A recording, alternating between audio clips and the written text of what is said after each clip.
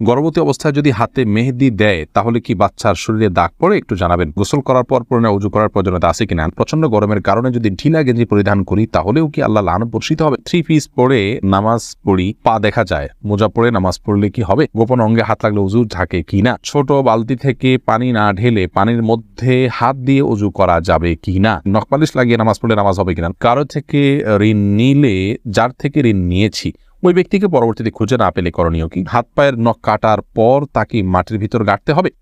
হাসিবুল হোসেন জানতে চেয়েছেন গোসল করার পর পুনরায় ওযু করার প্রয়োজনীয়তা আছে কিনা? না, গোসল যদি সুন্নাহসম্মত করে থাকেন আলাদা ওযু করার কোনো প্রয়োজন নাই। 2 হাত কবজি ধুয়ে কুলি করে নাকে পানি দিয়ে মুখ ধুয়ে হাত ধুয়ে মাথা মাসে করে তারপরে গোসল শেষ করে আসলে পা ধুয়ে চলে আসবেন। এভাবে গোসল করলে আপনার আলাদা করে আর গোসল করার কোনো প্রয়োজন নেই। ওযুতে আপনার গোসলের শুরুতে ওযুর নিয়ত হয়ে যাচ্ছে। এস আলম আপনি আইডি থেকে জানতে চেয়েছেন গোপন অঙ্গে হাত লাগলে ওযু ঝাঁকে কিনা? আমাদের দেশের উলামা ইকরামের মতে বা হানাফি উলামা ইকরামের মতে গোপন অঙ্গে হাত লাগলে ওযু ভাঙবে না। তবে আরবিয়ান স্কলাররা সৌদি উলামা ইকরাম তাদের মতে গোপন অঙ্গে হাত লাগলে ওযু ভেঙে যাবে, যেহেতু আপনার একটা হাদিস রয়েছে যে মান মাসসা যাকারাহু ফালিয়াতাওয়াদ্দা। এজন্য তারা হাত লাগলে বলতে কাপড়ের উপর দিয়ে নয়, সরাসরি যদি কেউ গোপন অঙ্গে স্পর্শ করে তারা ওটাকে ওযু ভঙ্গের কারণ হিসাবে উল্লেখ করেন।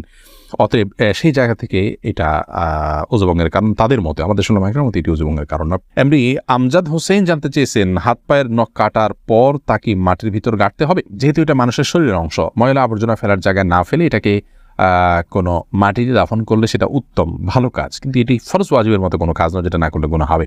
উচিত, করতে পারলে ভালো হয়। ফারজানা রহমান শারমিন জানতে চেয়েছেন প্রচন্ড গরমের কারণে যদি ঢিলা গেঞ্জি পরিধান করি তাহলেও কি আল্লাহ লানত বর্ষিত হবে? বোন ফারজানা, যদি বাসা বাড়িতে আপনি পড়েন তাহলে তো আল্লাহ লানত বর্ষিত হওয়ার কোনো প্রশ্নই ওঠে না। যদি গায়ে আমার সামনে এসে পড়ে না যান, আপনি বাসায় পড়ার পর উপর দিয়ে পাতলা ওড়না পরে নেন যাতে আপনার সৌন্দর্য প্রকাশিত না হয় গায়ে ভাড়ামদের সাথে। এরকম যদি চলেন তাহলে কোনো অসুবিধা নেই বাসা বাড়িতে। আর বাসা বাড়ির বাইরে যদি আপনি যান তাহলে সেক্ষেত্রে বোরকার নিচে যদি আপনি এ ধরনের পোশাক পরেন কোনো অসুবিধা নেই ইনশাআল্লাহ বিদিনিল্লাহ।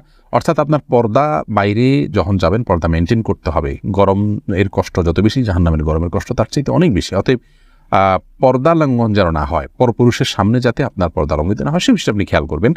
এছাড়া বাকি অবস্থাতে আপনি করতে পারেন। এমনি ইফতিখার শুভ আপনি জানতে চেয়েছেন নখপালিশ লাগিয়ে নামাজ পড়লে নামাজ হবে কিনা? নখপালিশ লাগিয়ে যদি আপনি ওযু করেন তাহলে ওযু হবে না, আর ওযু না হলে নামাজ হবে না। অতএব বলতে পারেন নখপালিশ লাগিয়ে ওযু করে নামাজ পড়লে নামাজ হবে না। কিন্তু যদি ওযু অবস্থায় নখপালিশ লাগিয়ে আপনি নামাজ পড়েন ওযু অবস্থায় তাহলে ওই নামাজটা হবে। পরবর্তীতে আবার যখন নামাজের সময় হবে বা ওযু ভাঙবে তখন আপনাকে নখপালিশ রিমুভ করে তারপর ওযু করতে হবে, অন্যথায় এটি জায়েজ হবে না।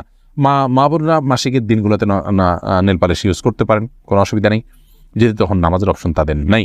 কিন্তু পরবর্তীতে আবার নামাজ যখন শুরু হবে তার আগে তাদেরকে সেটি রিমুভ করে নিয়ে তারপর ওযু করে নামাজ পড়তে হবে। কারজাই এর দিকে আপনি জানতে চেয়েছেন কারো থেকে ঋণ নিলে যার থেকে ঋণ নিয়েছি ওই ব্যক্তিকে পরবর্তীতে খুঁজে না পেলে করণীয় কি? যদি কোনোভাবে খুঁজে পাওয়া না যায় এবং আশাও ছেড়ে দেন তাহলে সেক্ষেত্রে সেই ঋণের টাকা আপনি যে কোনো গরিব মানুষকে, অসহায় মানুষকে আপনি দান করে দিবেন বা কল্যাণমূলক খাতে দান করে দিবেন ওই ব্যক্তির তরফ থেকে, প্রাপকের তরফ থেকে, তাই আপনি দায়মুক্ত হবেন ইনশাআল্লাহ। মোহাম্মদ আরাফাত ইসলাম জানতেছেন ডান হাতে খাবার গ্রহণের সময় প্রয়োজনে কি বাম হাতে পানি পান করা যাবে? প্রয়োজনে বলতে কি, ডান হাতে পানি পান করা উচিত, খাবার গ্রহণ করা উচিত। ইভেন আপনার খাবার খেলে আঙ্গুল চেটে তারপরে আপনি ডান হাতে ধরে খাবেন।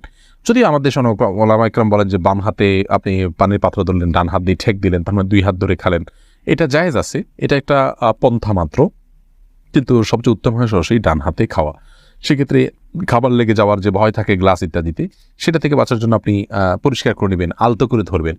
কিন্তু ডান হাতে খাওয়া উচিত, পান করা উচিত, যেহেতু হাদিসে সুস্পষ্টভাবে ডান হাতে খাওয়া পান করার নির্দেশ রয়েছে। শিখা ইসলাম আপনি জানতেছেন 3 পিস পরে নামাজ পড়ি, পা দেখা যায়, মোজা পরে নামাজ পড়লে কি হবে? পায়ের পাতা ঢাকতে হবে কিনা মেয়েদের নামাজের জন্য মধ্যে এটা নিয়ে মত পার্থক্য আছে। অনেক উলামা ইকরাম এটাকে শর্ত করেছেন। আমি ব্যক্তিগতভাবে এই মতটা চাইতে যারা বলেন যে পায়ের পাতা পাতা বলতে পায়ের পাতার তলের অংশ এটা ঢাকার শর্ত দিয়ে থাকেন, তাদের মতটাকে আমি সমর্থন করি না। পাতার উপরের অংশ, যেটা পাতার উপরের অংশ সেটা ঢাকতে হবে কিনা, অনেক ওলামা ইকরাম বলেছেন সেটা ঢাকতে হবে, অনেকে বলেছেন শুধু গিরার নিচ পর্যন্ত থাকলেই হবে কাপড়, পাতা না ঢাকলেও চলবে। তো দুই পক্ষের ওলামা ইকরামের দলিল রয়েছে। নিরাপদ হলো এমন কাপড় পরা যে কাপড়টা অনেক বেশি লম্বা হয়, যে পায়ের পাতার উপরের অংশ সহ ঢাকা পড়ে। তলা ঢাকার জন্য, মোজা পরার জন্য আলাদা করে কষ্ট করা বা কসরত করা এটা আবশ্যক নয় ইনশাআল্লাহ বিদিনিল্লাহ। নামাজ হয়ে যাবে যদি কেউ মোজা না পড়ে। ফারজানা সুলতান আপনি জানতেছেন কিবলার দিকে পা দিয়ে শোয়া যাবে কিনা? কিবলার দিকে পা দিয়ে শোয়ার ব্যাপারে কোনো হাদিসই নিষেধাজ্ঞা সরাসরি নাই।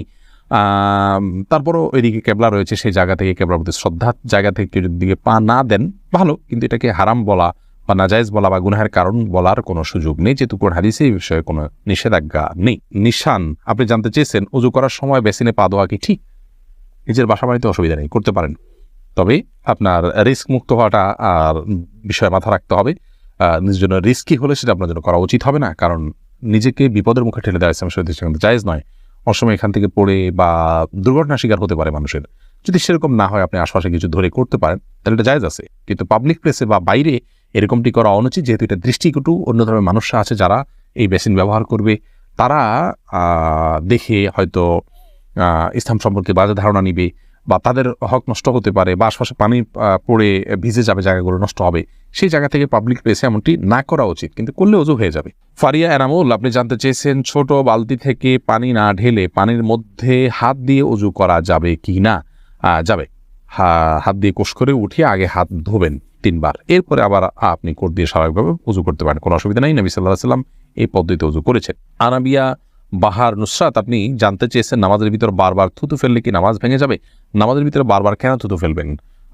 যদি এটা বারবার করতে থাকেন, এটা আপনি নামাজে আসেন কি নাই এরকম সন্দেহ, একজন বাহিরের দর্শক আপনার দিকে তাকিয়ে এরকম সন্দেহ যে তার ভিতরে উদ্রেক হওয়ার মতো আপনি এত বেশি বারবার থুতু ফেলেন, তাহলে তো নামাজ হবে না। আর যদি এরকম না হয়, তাহলে এটা নামাজের হয়তো আপনি মাঝে মধ্যে ফেললেন, কিন্তু নামাজের যে ভঙ্গিমা আছে সেটার মধ্যেই থেকে ফেললেন, তাহলে আপনার নামাজ হয়ে যাবে, কিন্তু তাতেও নামাজের অঙ্গহানি হবে, মান নষ্ট হবে।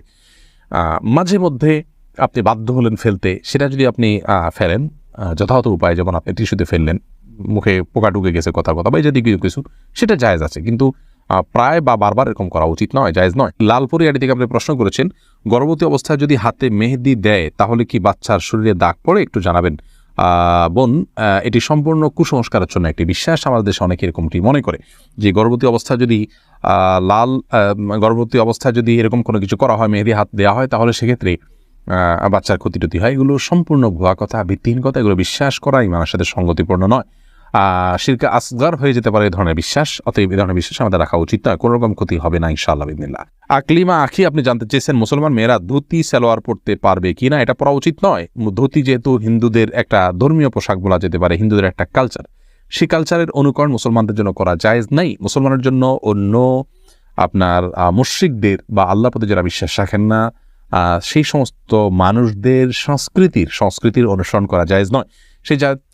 সেই জায়গা থেকে ধুতি সালোয়ারটা যেহেতু অনেকটা ধুতির মতো, আপনার পায়ের দিকে একটু উঠে থাকে ধুতির মতো,